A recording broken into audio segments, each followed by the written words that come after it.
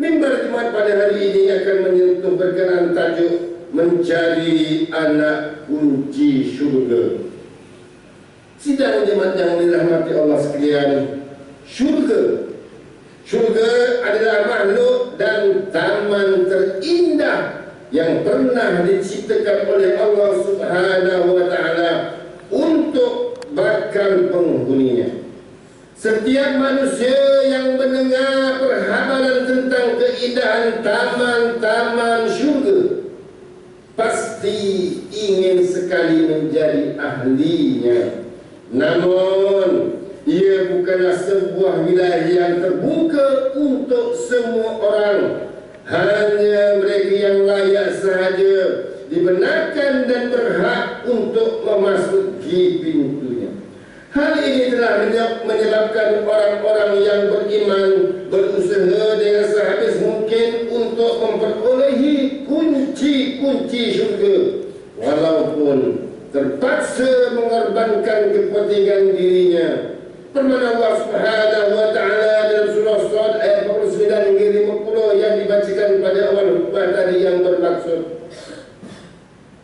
segala sifat yang mulia ini adalah penghormatan bagi mereka, dan sesungguhnya bagi orang yang bertakwa disediakan tempat kembali yang terbaik pada hari akhirat kelak, yaitu syurga Adnan, tempat penginapan kekal yang terbuka pintu-pintu untuk mereka.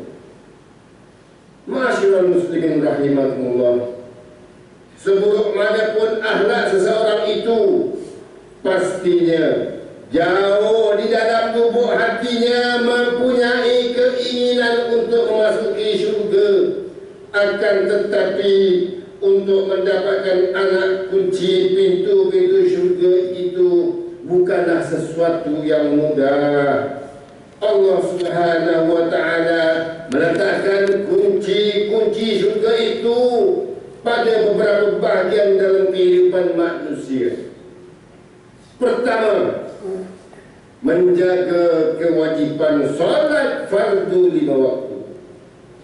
Solat yang didirikan dengan sempurna dan menepati kehendak syarak pastinya banyak memberi kesan terhadap jiwa dan roh manusia. Yang dimaksudkan dengan mendirikan solat dengan sempurna itu adalah memastikan solat itu dapat dilaksanakan dengan perasaan khusyuk dan penuh dengan sifat kehambaan. Seseorang yang mendirikan solat dengan sempurna, jiwanya akan sentiasa tenang dalam menghadapi setiap dugaan hidup. Orang yang mendirikan solat dengan sempurna akan sentiasa berada dalam keadaan bersih, yaitu bersih diri dari segala kekotoran zahir dan batin. Rasulullah SAW pernah memberi galakan kepada para wanita yang istiqamah menunaikan kewajiban agama dan menjaga kehormatan dirinya dengan ganjaran syurga. Dalam sebuah hadis yang diriwayatkan daripada Abu Hurairah radhiyallahu anhu, Rasulullah SAW pernah bersabda yang bermaksud, apabila seseorang wanita itu menunaikan solat 5 waktunya dan berpuasa pada bulannya yakni Ramadan dan menjaga kehormatannya dan taat kepada suaminya, maka akan didekatkan kepadanya yakni di akhirat nanti. Masuklah kamu ke dalam syurga dari mana-mana pintu yang kamu inginkan. Ini hadis riwayat At-Tabrani. Kedua, membersihkan diri dan jiwa dengan amalan berpuasa. Puasa adalah perisai dan benteng yang paling kukuh untuk memelihara diri dari godaan syaitan dan hawa nafsu. Dari segi fardunya, dari segi fitrahnya, menahan lapar dan dahaga adalah sesuatu yang amat berat bagi seseorang manusia. Akan tetapi Islam memandang amalan berpuasa ini sebagai satu amalan yang mampu mendidik manusia untuk mengawal diri mereka secara semula jadi. Amalan berpuasa bukan sahaja dapat membantu dalam mengawal kesehatan tubuh badan, bahkan ianya mampu untuk mengajar manusia tentang cara meletakkan nafsu pada tempatnya. Nafsu yang terkawal akan mendorong manusia menjadi lebih taat kepada perintah Allah Subhanahu wa taala. Rasulullah sallallahu alaihi wasallam memberikan gambaran tentang umatnya yang masuk ke dalam syurga melalui sebuah pintu khas disebabkan amalan berpuasa mereka. Pintu tersebut bernama Adlian, yang bermaksud orang yang tidak merasa dahaga. Ia merupakan satu sandaran sifat yang sangat sesuai kepada orang yang gemar berpuasa. Rasulullah sallallahu alaihi wasallam bersabda sebagaimana yang diriwayatkan daripada Sahal bin Sa'ad radhiyallahu anhu, yang bermaksud, sesungguhnya dalam syurga terdapat sebuah pintu yang dikenali dengan nama Ar-Rayyan, khusus untuk ahli puasa memasuki syurga melaluinya pada hari kiamat nanti. Selain mereka, tidak ada manusia yang dibenarkan untuk melaluinya. Hadis riwayat Imam Al-Bukhari. Ketiga, tidak berkira-kira dalam bersedekah. Sedekah adalah merupakan salah satu amalan yang boleh menarik manusia ke pintu syurga. Setiap sedekah yang diterima di sisi Allah Subhanahu wa taala, maka orang yang bersedekah itu akan mendapat balasan sebagaimana yang telah dijanjikan oleh Allah dalam Al-Quran. Mereka akan diberi ganti terhadap harta yang disedekahkan itu dengan ganjaran pahala sehingga 700 kali ganda atau lebih lagi. Allah Subhanahu wa taala menghapuskan dosa-dosa orang yang bersedekah sebagaimana air yang memadamkan api yang sedang membakar.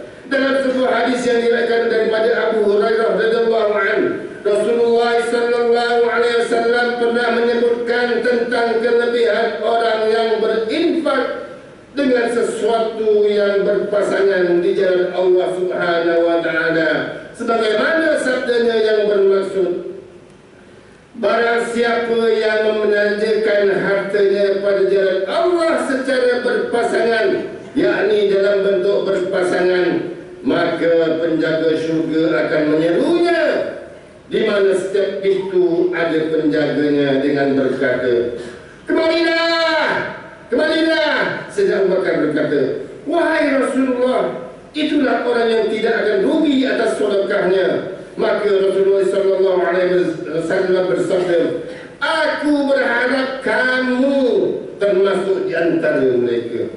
Hadis riwayat Imam Al-Bukhari. Saudara-saudaraku kaum muslimin yang dirahmati Allah sekalian, sebagai kesimpulan bagi mengakhiri khutbah pada hari ini, mimbar ingin menyeru kepada semua jemaah yang hadir agar kita bersegera dalam melakukan amalan yang boleh menarik kita ke syurga.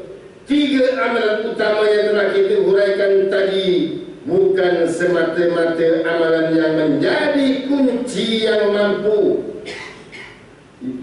bukan semata-mata amalan yang menjadi kunci untuk memasuki syurga, akan tetapi banyak lagi jalan yang mampu menjadi penghubung kita ke sana. Hanya sahaja ketiga-tiga amalan ini menjadi teras dalam pembentukan diri kita menjadi hamba Allah yang beriman serta taat terhadap perintahnya. Selain itu juga amat penting untuk kita mendidik diri untuk beramal dengan hati yang ikhlas. Ikhlas adalah kunci kepada sesuatu amalan itu diterima. Ikhlas adalah kunci kepada sesuatu amalan itu diterima. Dan amalan-amalan yang diterima di sisi Allah itu adalah kunci kepada pintu syurga. Memiliki niat yang ikhlas dalam setiap amalan adalah kunci yang penting kepada Allah Subhanahu wa Ta'ala melihat apa yang terkandung dalam hati manusia. Marilah kita menghayati kepada Allah Subhanahu wa Ta'ala dalam surah Ali Imran ayat ke-133 yang berbunyi, A'udzu billahi minasyaitonir rajim. Wasari'u ila maghfiratin min rabbikum wa jannatin arduha as-samawati wal ardu uiddat lil muttaqin. Sadaqallahul azim. Yang bermaksud, dan bersegeralah kamu mengerjakan amal kebaikan untuk mendapatkan keampunan daripada Tuhanmu dan syurga yang luas seluas langit dan bumi yang disediakan bagi orang-orang yang bertakwa. Barakallahu li wa lakum fil Qur'anil azim wa nafa'ani wa iyyakum bima fihi minal ayati wa zikril hakim wa taqabbal minni wa minkum tilawatahu innahu huwas samiul alim. Aqulu qawli hadza wa astaghfirullahal azim li wa lakum wa lisairil muslimina wal muslimat wal mu'minina wal mu'minat fastaghfiruhu fa ya fawzal mustaghfirin wa ya najatat taibin. Amin. Ya muwaffiqat ta'in waffiqna li ta'atika ajma'in wa tub 'alaina wa 'alal muslimin waghfir dhanba man yaqulu astaghfirullahal 'azim astaghfirullah